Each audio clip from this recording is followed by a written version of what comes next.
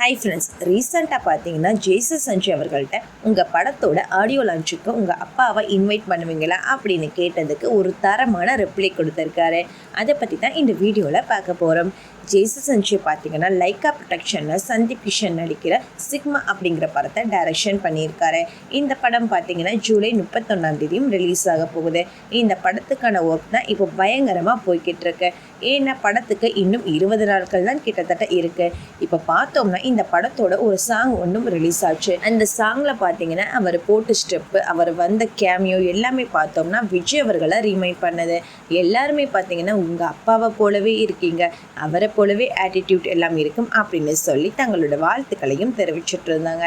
இந்த படம் பார்த்தோம்னா ஒரு ஆக்ஷன் நல்ல பயங்கரமாக வந்திருக்கு. அது என்டர்டெயின்மெண்ட்டாகவும் இருக்கும் அப்படின்னு நிறைய பேர் சொல்லியிருக்காங்க. இப்படி இருக்க சுச்சுவேஷனில் சிக்மாவோட படத்து ஆடியோ லான்ச் சீக்கிரமே வைக்க போகிறாங்க. அந்த ஒரு ஆடியோ லான்ச்சுக்கு பார்த்தீங்கன்னா லைக்கா ப்ரொடக்ஷன் மிக பிரம்மாண்டமாக ஏற்பாடு பண்ணிகிட்டு இருக்காங்களாம். ஆடியோ லான்ச்சுக்கு நிறைய பேரை இன்வைட் பண்ணவும் சொல்லியிருக்காங்க. ஸோ இந்த படத்தோட டைரக்டரான ஜேசஸ் சஞ்சய் அவர்களோட அப்பா அம்மா ஃபேமிலியிலேருந்து நிறைய பேரை இன்வைட் பண்ணுவாங்களாம்.